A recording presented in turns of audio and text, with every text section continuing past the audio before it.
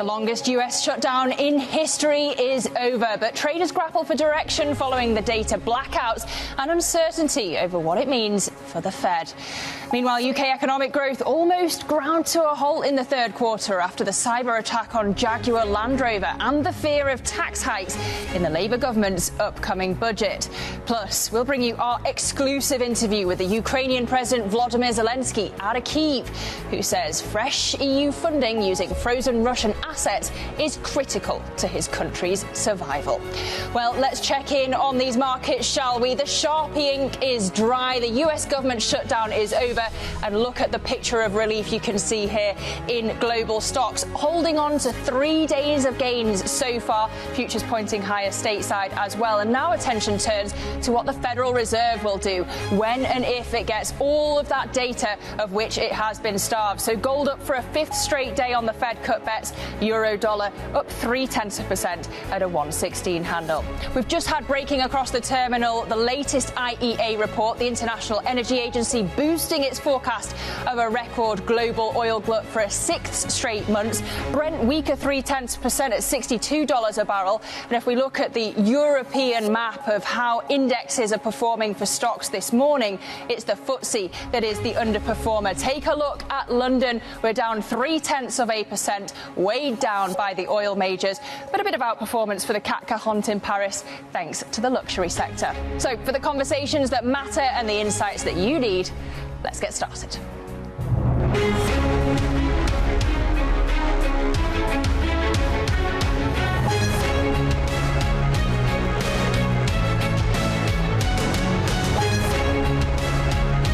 Newsmakers and market movers. This is The Pulse. Good morning and welcome to The Pulse. I'm Lizzie Verdon in London. Well, US government services are gradually reopening after President Trump signed legislation to end the longest government shutdown in US history, concluding that 43-day impasse. The shutdown halted food aid to millions of households, cancelled thousands of flights and forced federal workers to go unpaid for more than a month. President Trump, you won't be surprised, says he's happy with the outcome. I'm always willing to work with anyone, including the other party. We'll work on something having to do with health care. We can do a lot better. We can do great. So much money is involved, and we're willing to pay so much money to the people. So we're going to pay a lot of money to the people. They're going to go out and buy their own health care, and we're going to forget this Obamacare madness. Bloomberg's Balazs Pence joins us now for more. Balazs, how did it get over the line in the end? We thought it might get stuck in the House. Yeah, it went remarkably smoothly in the end after the Senate passed the bill yesterday. The House went down and voted on it, and it went without a hitch. After that, it went straight to President Trump, and he signed it as he promised he would. But now the question is, are we headed for another shutdown in January? Because, Lizzie, all the ingredients for that are there. Remember, the one piece of concession that the 8 Democrats who crossed over to the Republican side were able to extract out of Republican Majority Leader John Thune was a vote on Obamacare subsidies next month. But there's no promise in terms of which direction that vote might go. And the House House Republicans already said they are not going to consider a vote on Obamacare subsidies, which just means that the Democrats will again be in the very same position. And after the way this shutdown ended for them, you get a sense that they might be itching for another fight to show that they can stand firm, that they can push back on the Republican agenda. Oh, so they might be back for more in January. OK, but for now, Balazs, how long is it going to take for the wheels of government to get back to full speed? When, in particular, is that economic data going to be released? That is the key question. And from what we heard from the White House, it may take a while. They already said that the CPI and jobs data that we're missing might never be released. And most economists expect delays in the release of the other upcoming data points as well. The BLS might put out a schedule early next week in terms of when we might expect that data. But when it comes to the crucial jobs and inflation figures that the Fed will be looking for when they decide on the next on the direction of interest rates, that might be a while, and we might have to wait for the November data to come out next month before we get any sort of clarity. OK, Bloomberg's Balázs Pensby, thank you so much for that update on the US government shutdown. We're just breaking this hour. We've had the International Energy Agency boosting its forecast of a record oil glut for a 6th month. And yesterday's report revived a scenario where oil demand kept rising all the way through 2050, driven by slower electric vehicle update. I'm pleased to say we're joined now by Toril Bosoni, who's head of the Oil Industry and Markets Division over at the International Energy Agency. Good to see you, Toril. Just, if you would, walk us through these calculations. An estimate of a record global oil surplus for a 6th straight month. Yes, good morning. What we're seeing in the market today is that global oil supply continues to rise. We had a slight drop in oil supply globally in October, about 400,000 barrels a day, led by OPEC production, where we had some maintenance. But even so, global oil supply was up more than 6 million barrels a day from the January low point this year. So at the same time, we're seeing demand, a relatively modest growth. We did increase our forecast for growth in global oil demand to about 900,000 barrels a day in the third quarter. That's double the rate of growth in the second quarter. But we're seeing average growth expected around 800,000 barrels a day, both this year and next. So when we're looking at the supply increase, it's quite broad-based. Of course, 3 million barrels a day on growth on average this year, split evenly between OPEC countries that are unwinding production cuts and continued strong growth from the Americas at the same time. OK, so that's the regional divide. But there seems to be a growing gap, Toril, in the third quarter on the size of inventory increases that you expected and what's actually showing up. Some are calling it the missing barrels. What's happening there? So what we're seeing already this year, for the first 3 quarters of this year, the market was in surplus about 2 million barrels a day.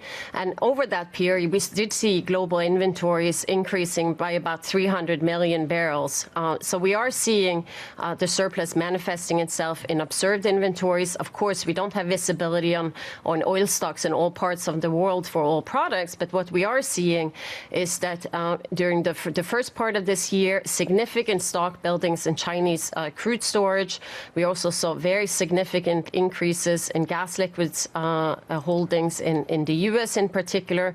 In the latest months, we're seeing a surge in oil on water. So in September and October, about 160 million barrels a day of crude oil adding up to the water.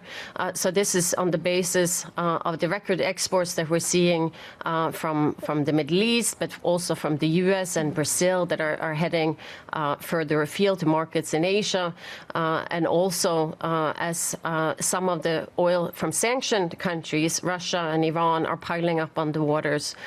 So the data, sometimes there's lags in the reporting and the data, and we don't have full visibility on all the inventories. But what we're seeing in the market clearly underpins and confirms the view that we're seeing, that the market today is relatively well supplied. And you mentioned sanctions. What do you think will be the market impact of US sanctions on Russian oil giants like Lukoil, like Rosneft, and the failure so far of Lukoil to find a buyer for its international assets? The latest round on sanctions appear significant, and there's a clear risk to supply from these sanctions, not just for Russian supply, domestic supply, but also from some of the assets that these two countries have abroad. Lukoil and Rosneft together produce about half of Russian oil production, and they market internationally about that same amount, 50%. We think it's too early to know the full impact of the sanctions, as we see negotiations for asset disposal still ongoing in a number of countries, not just in upstream assets, but also in refining assets across Eastern Europe in particular, Bulgaria, Romania, other parts. And we're seeing some risk to upstream assets where Lukoil have majority shares, such as in Iraq. But with negotiations still ongoing for some of these assets, and what we've seen in the past when entities have been sanctioned, the industries adapting quite quickly to new entities coming into the market. We're still looking to see how this would unfold. But we do note that there's significant risk to oil supplies at this time coming from the latest round of sanctions. The outcome would be dependent on enforcement this time around, and also on the buyers, the choices of the buyers with regards to Russian supply. OK, we also have an OPEC Plus meeting coming on November the 30th. When you look into next year, do you expect the group to start cutting production? It's not for us to say what the OPEC secretary would decide. We note that they meet on a regular basis and they assess the market on a regular basis in detail, as we do, and they have been nimble in adjusting their output targets in line with the market. Now they have put a pause in place for the first quarter of next year, and a lot would obviously depend on other market factors, such as the impact of sanctions on global supply, but also on the global economy and how demand will fare over this period. So, Toril, we're focused completely on supply. Let's go to demand. How do you reconcile these forecasts of a record oil glut with saying that demand growth is slowing and set to stop this decade? You've got the World Energy Outlook saying that demand may continue to grow to 2050. How do you put the two together? In our view, in our market report and in our medium-term outlook that we published in June of this year, when we look for the forecast to 2030, we were seeing that the pace of growth is slowing in oil demand, and the data that we have coming in confirms the slowdown in oil demand growth. Already since in our report that we published in June, that showed that oil demand plateaued towards the end of the decade. We did take into account some of the latest policy changes in the United States, and we increased our forecast for U.S. gasoline, for instance, based on the rollback of some of the more aggressive policies on EV adoption in the United States. But we're also making adjustment on the other side in China, for instance, where we see that the deployment of electric vehicles is moving much faster than their stated targets. So in the data itself, we look at the data that come in. One of the main drivers, or the biggest decline in oil demand over the medium term, in our view, was coming from the Middle East, where oil is being displaced in power generation by natural gas and renewables. And this is a trend that we're seeing moving actually faster than we had anticipated. So we see demand actually slowing down in some of those regions already this year.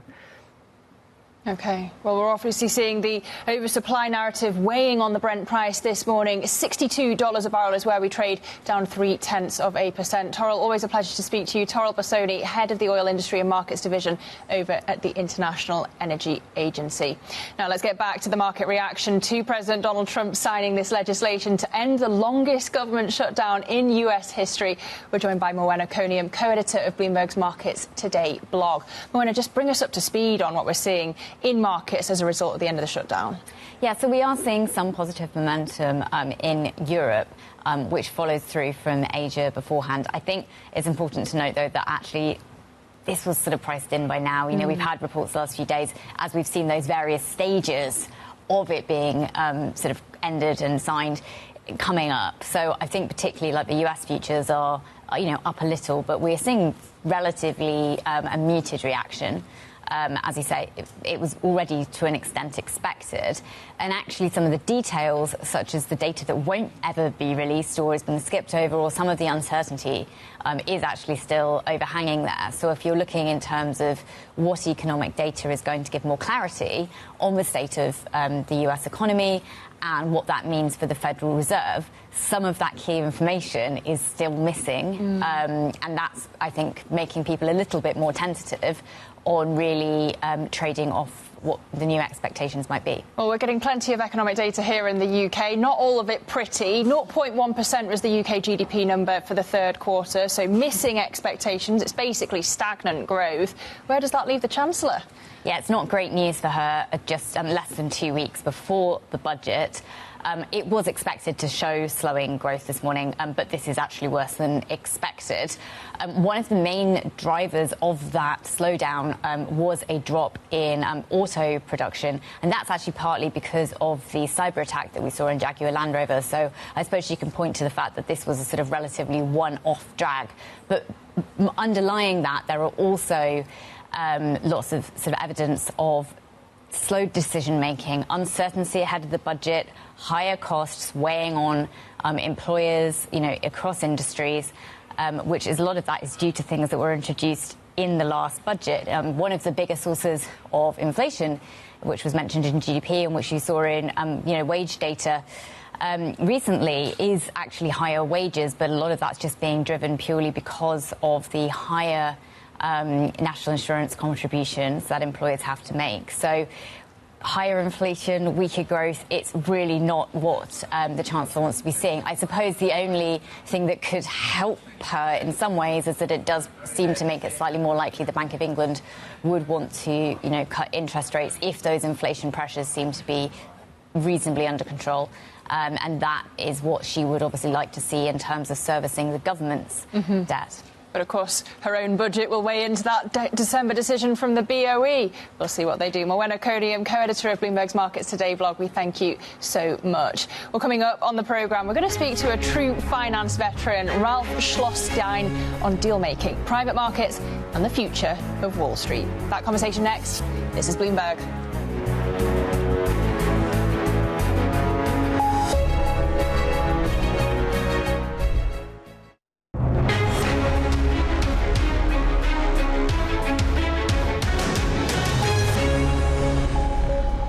This is The Pulse. I'm Lizzie Burden in London. Now, UniCredit's chief executive says that Europe needs bigger and stronger banks to help finance the global transformation. Andrea Orcell's comments come after his takeover bids for Banco BPM and Commerzbank ran into government opposition. He was speaking on a panel at Bloomberg's Future of Finance conference in Milan, moderated by Francine Lacroix. We get trade wars, we get real wars, so completely different from what it was in the past. And on that, now we're overlaying disruption from a technology standpoint that is truly affecting the way we do business. If the world, but in particular Europe, needs to change, they need financing. If they need financing, they need banks. And we need larger, stronger, more capable banks to accompany that transformation. But the point is, in as much as we are the bank in Europe with the most optionality on M&A, because we are in 13 markets and we can do multiple transactions in every market, at the same time, unfortunately or fortunately, we're disciplined and determined not to disappoint our shareholders, so we will not move in things that do not generate value. So you dropped your bid for Banco BPM. Do you still want it? We closed the chapter on that. We tried at certain terms. For a number of reasons, it was not to be. We closed it. For UniCredit, this is exactly how we see the next 3 years. We think there will be a lot of dislocation, and that is a great opportunity for us. Why is bigger better? You've been on the acquisition trail. Again, what's the guiding thread on why you think you can better service your clients? Well, look, I think, especially in the last year, but actually since I got here, there has been this acquisition trail topic that has been there all the time. And every time we have disappointed people because we actually weren't on the acquisition trail. In 21, we did not proceed with Monte dei Paschi. It was an interesting acquisition, but we said very clearly the value we can create standalone is multiple times. I think the point is that, and I've done a lot of it, M&A is not a substitution for getting an organization that is capable to grow profitably, and do so while they're gaining market share and they're returning to shareholders disproportionate returns. The UniCredit CEO Andrea Orcell speaking there at Bloomberg's Future of Finance event in Milan. Well, staying on the banking theme, let's get the view from across the pond, shall we? Yesterday, the White House hosted leaders from across the finance world as the president aims to keep the business world on his side. Meanwhile, Wall Street has been lobbying for more favourable regulation to assist in deal-making. Joining me now for more is Ralph Schlosstein, Chairman Emeritus of Evercore and co-founder of Blackrock. A real privilege to have you with us this morning. Thank you. It's a great pleasure to be here. Well, I want to start with getting your outlook for deal-making. How much more appetite is there from big corporates right now, given what we've just heard, for deals right now? I think we're in the relatively early stages of a very strong recovery in M&A. If you look back over the last 45 years, since 1980, M&A has been characterized by 2 to 3 year down cycles and 5 to 8 year up cycles. 24 was the first year of that up cycle. This year, the second. Yeah. And I think if you look ahead, as long as we don't have too much uncertainty in economic policy and the future of the economy, we will have continued strong activity. So when might that appetite peak? Well, if you look back historically, it's a 5 to 8 year up cycle, so it could be for the vast majority of the 2020 decade. Obviously, that can be derailed by poor economic policy or by misguided economic policy. I also want to get your take on Jamie Dimon's warning about cockroaches in credit. Are we to be worried about this? Look, there's been an explosion of activity in the non-bank credit sectors. In any period, in any new large growing market, there's always some mistakes that are made.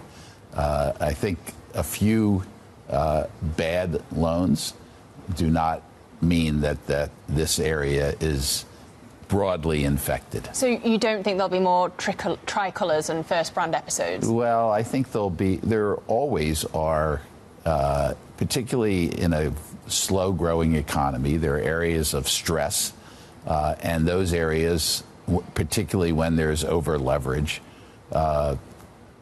create things like first brands. They'll be isolated, in my view, unless we have a recession, in which case then Warren Buffett's phrase that when the water goes out, you find out who's not wearing a bathing suit comes into play. Well, so of course you were a co-founder of Blackrock. Do you expect that Blackrock will make more purchases in the private market space, since you don't think that this is a systemic issue? Well, I'm 17 years out of Blackrock, so I'm certainly not a spokesperson for them. But, they are by far the most successful asset manager in the world, over $13 trillion of assets. The alternatives area is clearly the fastest growing area of money management, as well as passive. So they are kind of bookended in the high value added and in the low expense part of the asset management business. And, they do still have areas where they could invest, and I suspect they will be prudently looking at doing that. Well, in terms of looking for opportunity, what's your view for investing in the race between Europe, the US, and Asia? Asia is clearly a growth area. And, I think if you had to close your eyes, you certainly want to have a significant participation there. It's hard to argue against the relative strength of the United States in world economies. And, certainly our growth has exceeded that of Europe and not all of Asia, but certainly Japan. Yeah. I believe that's a function of both greater productivity and a more rapidly expanding workforce from immigration, which we're now choking off. And just finally, very briefly, what's your mood? What's the mood in London? You hear, what's the vibe in the city of London amongst the rich and wealthy, given the shaky leadership at number 10 we've been hearing about? Well, I hang around with the poor. I think, look, and this is not limited to the UK. There's a fair amount of uncertainty in government policy. And by the way, it's a global phenomenon. There's a greater chasm between those who are well off and those who are struggling for a living. And I personally think that's a negative for society generally and something that we need to address. All right, Ralph, really good to have you with us this morning. Ralph Schlosstein, Chairman Emeritus of Evercore and co-founder of Blackrock. Thank you so much. Coming up, an exclusive interview with the Ukrainian President Volodymyr Zelenskiy. Stay with us. This is Bloomberg.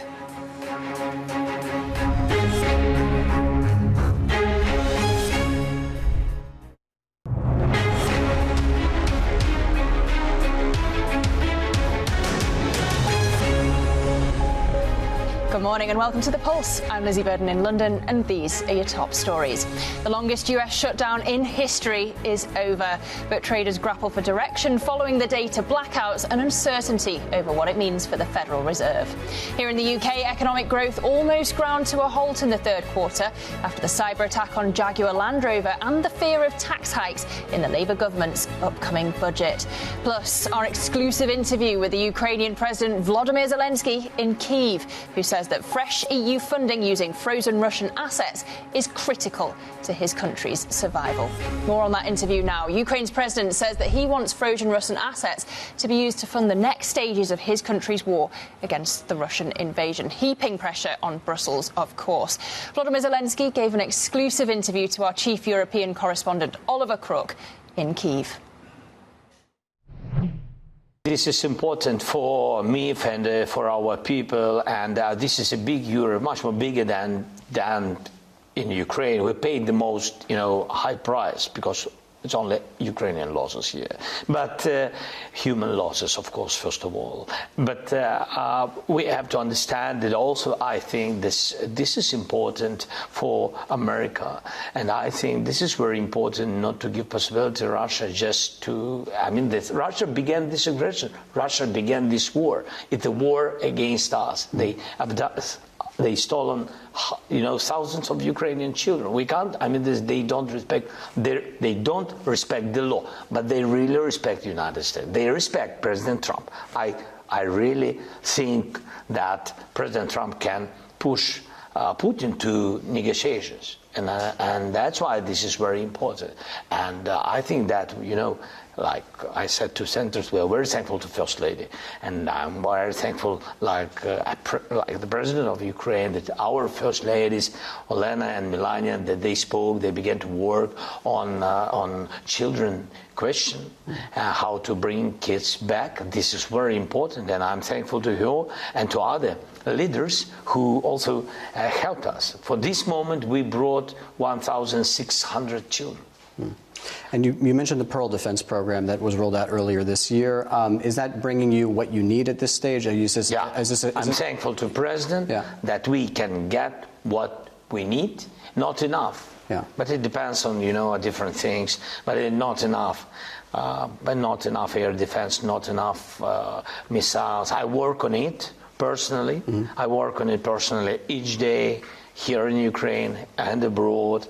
We have different systems. We have NASAMS, IRIS-T, Hawks, Patriot systems, different systems. And for these systems, we need, or it's about missiles, or the questions of money. And I need to get these funds and to push this money for air defense, for Pearl. Now we have this Pearl. That's why this is very important.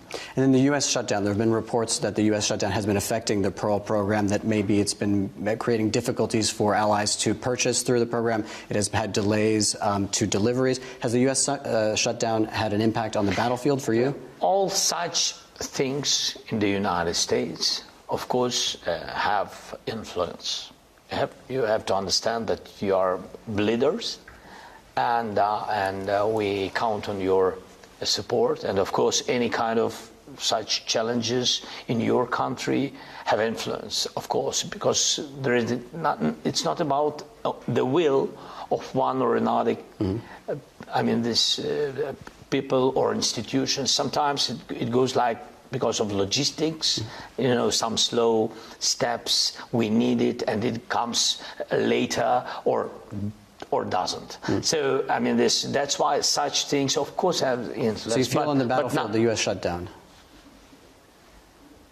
Of course, we have influence on it. Okay. Yeah. Yeah, but it is important that not of the will of some people. I mean, it's in the United States. It's your internal questions, but you understand how it works. Yeah, and the other partners that you have are obviously the European partners. We're sensing the Russian assets is, of course, the main debate that is happening in Europe right now. There's a pattern with European leaders where at first they say no to something, whether it's tanks or some other things, then they go to maybe, then they get to yes. That's true. Right now they're on maybe for the Russian assets. Do you think they're going to get to yes, and do you have assurances from European leaders that they will deliver loans on the Russian assets? We need it very much. This is one of the types of real sanctions. Russia has to pay for this war. They began this war and they have to pay. This is a real fact, how they can pay. And we need this money. We will spend this money on renovation. And of course, we need air defense. And you know, we need air defense from the United States. And we have European systems. We need this air defense from European leaders. This is all very important. And of course, we need to finance our drone production, which is huge. We need to finance it, and we don't have additional money. And this is the way, and this is fair, I think. They began this war, and they want to continue it. That's why they have to pay. Is this the most significant thing European leaders can do right now to help you? Of course, we can get more than 140 billion for today. Right. We can get it. By the way, from the United States, it will be also a good signal, you know, like with energy, like sanctions of the White House, of President. What? Yes, it's about Lukoil and Rosneft and Lukoil. Important step. Yeah. And it brought some our partners, European partners, also to some strong decisions. And we've been happy that there have been 19th package. We are thankful to Europeans for this. Yeah. So that's why if President Trump, for example, will decide that he has I think more than 5 billion he has of assets, maybe he will decide to spend this money. It will help.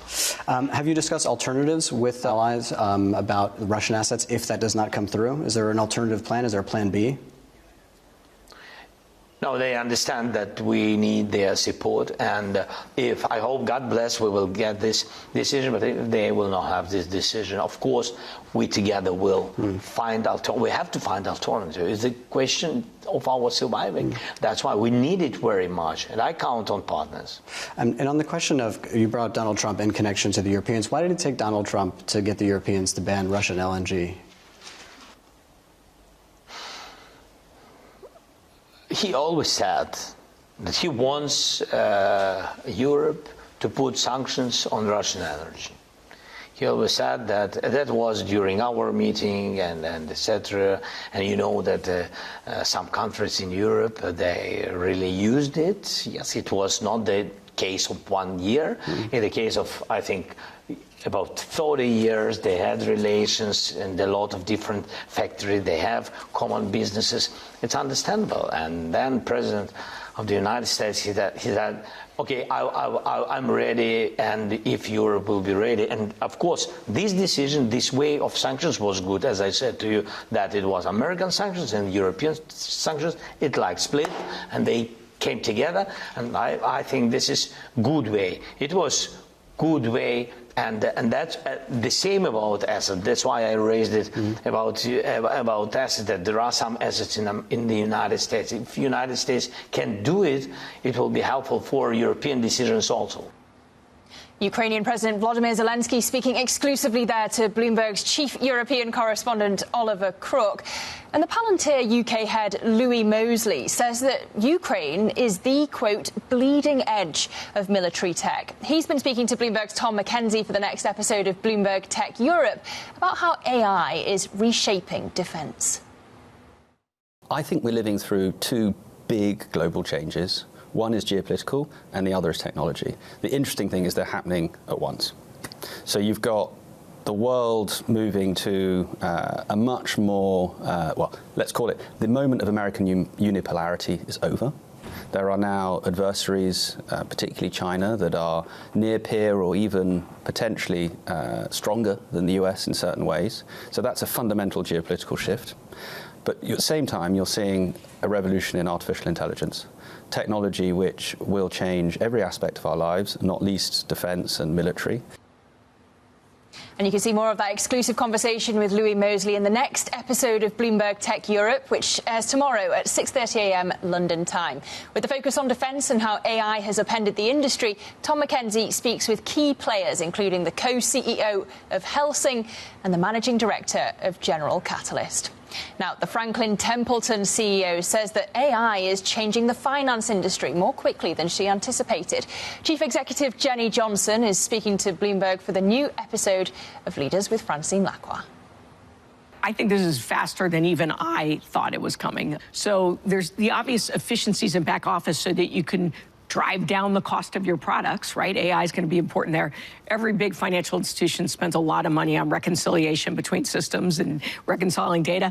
AI will help with that. You know, I might want to say, what are tariffs going to do? How do they affect U.S. pharmaceutical companies versus European pharmaceutical companies? Give me some, perspective on this. It's a theme. It crosses over a lot of things.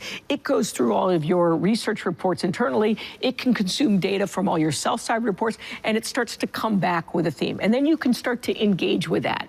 It's going to have agentic AI. It already does because we have a first development of it, where it'll go out and kind of learn itself and say, hey, is this interesting data for you, right?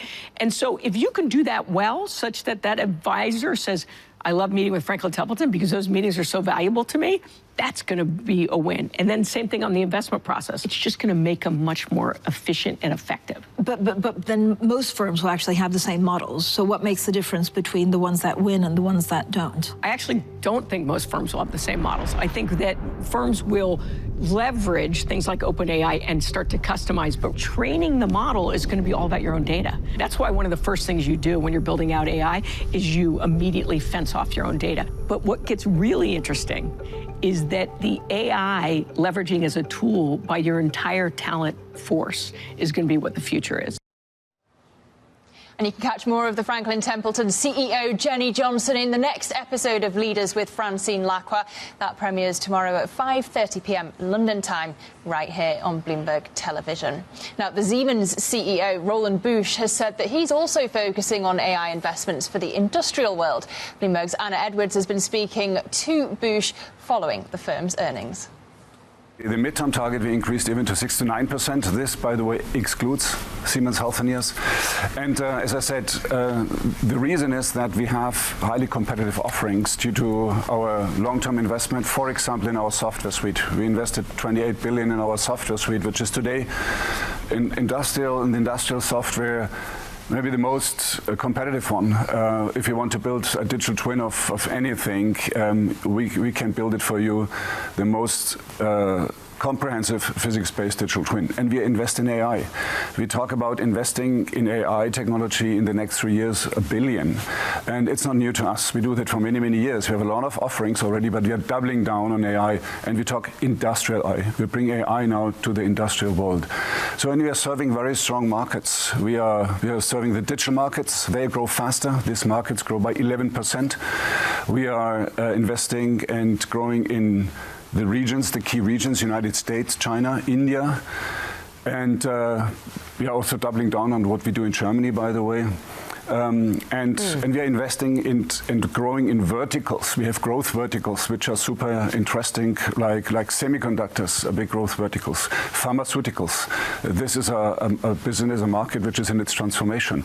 Data centers, and just to name a few. Healthineers is a business that you're going to take part of and do a direct spin-off, around 30% of it going to be handed back to shareholders. Can you tell me about the rationale and the reason for doing it in this way, the reason for choosing this solution for your Healthineers stake? Yeah. So first, we are doing that out of a position of strength. Strength for Siemens, but also for Siemens Healthineers, a business which is doing very well. But we recognized that the market, but also the businesses, they are drifting apart. For example, Siemens Healthineers is going more and more into clinical part, into therapies. digitalization does not scale in the healthcare space for regulatory reasons. It's very much regional, as it does for our Siemens business. We're also talking about the growth. We want to unleash our growth, go for the next growth level, and we believe we can do that if we separate more, and every company can allocate capital according to their needs even better. The Siemens CEO Roland Busch speaking there to Bloomberg's Anna Edwards. Well, coming up, Nick Clegg, the former president of global affairs at Meta, tells us why he thinks many of the charges against big tech are overstated. That's next. This is Bloomberg.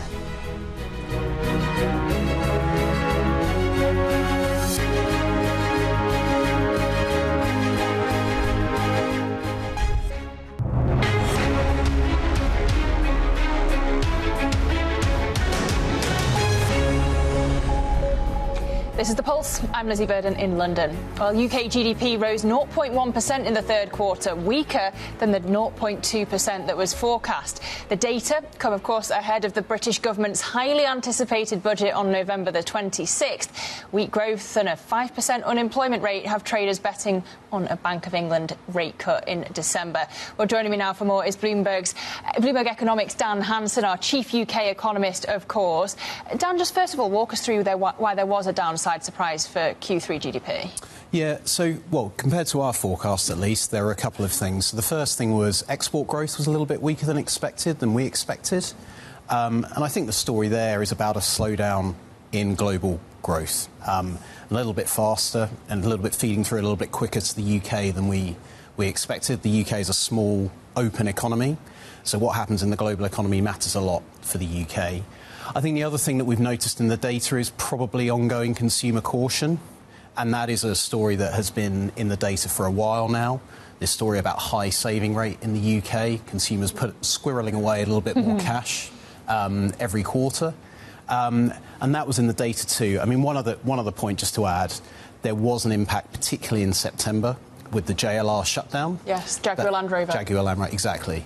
That will be a temporary factor. JLR is now back online. It's ramping up production. It's slow, but presumably the data will then, in October and also probably November, show a pickup in manufacturing production. So you're going to get a pickup there. There is some temporary element to it, but there is some underlying weakness there as well, I think. Yeah, well, I mean, that'll be a relief for the Chancellor at least. And the global narrative that you're talking about chimes with what the Chancellor, Rachel Reeves, has been saying. How does it all set us up for her budget? So I think in the near term, I mean, this is a very near-term picture that we're talking about. I think when you think about the budget, it sounds a bit crazy, but what you actually care about is the next 5 years. Yeah. And that's what the forecast, the OBR's forecast is about. And what the OBR will need to take a judgment on with this data, whether it makes it into their forecast or not, I probably won't, to be honest. But on the assumption that they had a weak second half of this year, the big judgment for the OBR is how much space there is for the economy to catch up and grow faster in the future. And that's set against this story that we're hearing in press reports about the OBR taking a dimmer view of the economy's medium-term prospects. So in the medium term, we think the OBR might say the economy could grow maybe 1.5% a year, whereas back in March, in its previous forecast, it was saying the economy could grow 1.7, 1.8% a year. Yeah. So they're, in the medium term, slower growth, and of course that is the big reason why we're talking about potentially tax rises in the budget. Well, I was interested in your recent note where you said that if the Chancellor were able to boost her fiscal buffer, that actually 10-year gilt yields could fall by 50 basis points, you were saying, by the end of the decade. I mean, how would that compare globally? Because we know that the premium has been higher than global peers. Yeah, it has been. And if you look at a really simple chart of the UK 10-year bond yield against G7 peers, the UK is right at the top. And Rachel Reeves has said this. She said this is something she wants to bear down on. And the fastest way to bear down on it, at least through fiscal policy, is to build more headroom. And the note we put together tried to get us a sense of if she is successful in putting together a credible budget. And a credible budget isn't just about building more headroom, it's about policies that, what I would say, don't get in the way of the Bank of England. Yeah. So are disinflationary. And I think another key part of the budget is policies where there is significant, well, more certainty, I should say, about the yield the tax rises generate. What you don't want to do is a set of small measures where there's a lot of uncertainty. You want probably big measure that brings in a lot of cash on a fairly stable tax base. Speaking to income tax rises there, I think that is something that they're definitely thinking about. So if you do those three things, so build headroom, disinflationary, certainty around the costing of the policies, that speaks to a credible budget, and then you get to the world where you might get this fall in bond yields, and that has a self-reinforcing impact because you build more headroom as a result. But on the flip side, what could Reeves do that would derail a December cut from the BOE? I can see you getting excited and ready to ask me that. So I think the thing, for me at least, is there are a lot of things that can be done, or at least a few things that pop into my head that can be done that don't have a fiscal cost, but could potentially have an inflationary impact in the near term. And I think that is what the bank is going to be looking at, is this very near-term picture. Phil Aldrich had a good story today about the Treasury is trying to prompt the OBR to make this change to its yield forecast because they're trying to push this disinflationary narrative. Yeah, bring down energy bills, regulate prices. And that's all about in the UK, a lot of that happens in April next year. So if the policies focus on that really over the next 6 months, weighing on inflation, I think that will open the door to a December rate cut and make it more likely. Things that could derail it, to answer your question, things like raising the minimum wage, that has no fiscal consequence, direct fiscal consequence. Obviously, if you push up people's wages, that brings in more tax receipts in the medium term. But there are policies the government around regulated prices that the government could potentially implement that would make the story harder for the Bank of England, because if you remember over the past year, that has been a big part of the Bank of England's challenge, is that fiscal policy has been getting in the way, or government decisions taken in October of last year have been part of the reason why inflation has risen, or a big part in some instances, and that has been getting in the way of the Bank of England. So a big part of the story this time, for me at least, should be the Chancellor getting out of the way of the Bank of England and shoring up the public finances in the process. I have to ask you, Dan, there was this scoop from Alex Wickham, our UK political editor, yesterday that he's been hearing there could be a challenge to Prime Minister Keir Starmer's leadership from the Health Secretary, Wes Streeting. Streeting, of course, has denied it. Yeah. But have you been, at least on the back of an envelope, looking at what the economy would be like under a Prime Minister Streeting? I think what's really interesting about this is that there will obviously be uncertainty around what the policy package would look like. But I think in the very near term, there has been so much focus on shoring up bond markets that whoever comes in cannot ditch that narrative immediately. And so I think in the very near term, yes, there will be uncertainty about it, but is there going to be this big policy shift immediately? I'd be quite surprised. So I think it would be a status quo, even if you had this change of leadership at the top of the Labour Party over the next year or so. There would then be a sense of testing the water, I think, with the markets and potentially with how the OBR interacts with the whole forecast process as well. And then things could potentially change. But, you know, we've seen over the past, well, since 2022, since September 2022, the bond market has been a guardian of fiscal sustainability. It has pushed governments back from doing things that look potentially a little bit more reckless. And so I think that is something that the next government, or if we were to get a change of leadership at the top of the Labour Party, that would be something that they would have to, that wouldn't change. So I think that's something that they'd have to come to terms with. Well, who could forget the bond market reaction when Rachel Reeves cried, the mere prospect of a different Chancellor setting off the vigilantes. Dan Hansen, we thank you so much for that analysis, our chief UK economist here at Bloomberg Economics. Well, Bloomberg's Valerie Teitel joins us now for more on the market reaction to that US government shutdown. It is over, Val. The Sharpie ink is dry. Markets rejoicing? Well, they were earlier this morning. I have to say we have retraced some of those early gains in S&P 500 futures. We flipped into the red just this hour, but it has been a positive week for the equity market. Lizzie, we're still headed for one of the best weeks in 3 months' time, or in 3 months' history. So the equity market is holding on, I guess we should say, to its earlier gains. There has been a continued rise in gold. That's also happening again this morning. Gold up near 1% earlier this morning, and it adds to quite a steep amount of gains in the last 5 sessions, up up over 6%. A lot of people saying this is the resumption of liquidity, helping out the equity market, also helping out the price of gold. Now that the Treasury is back, they can resume those payments back to the U.S. economy, and positive on liquidity helps these two both assets. Well, how much of the gold moves actually also because of the rate cut bets at the Federal Reserve? And of course, that comes back to the data. We want to know when we're going to get some data. Yeah, exactly. Hopefully we will hear from the Bureau of Labor Statistics today. They are fully back in the office as per the Department of Labor's website. Whether they need a few days to deliberate on the schedule of data releases yet remains to be seen, but we hope to get that September non-farm payroll report on the agenda in the next few days to come. That was a report that was mostly put together, Lizzie, before the shutdown began back in early October. All right, Bloomberg's Valerie Teitel, thank you so much. We've got S&P E-minis down 0.2%. Same for NASDAQ futures now as we pass the baton over to New York. Up next, Bloomberg Brief. That does it for the Pulse. Bonnie Quinn is coming up next. This is Bloomberg.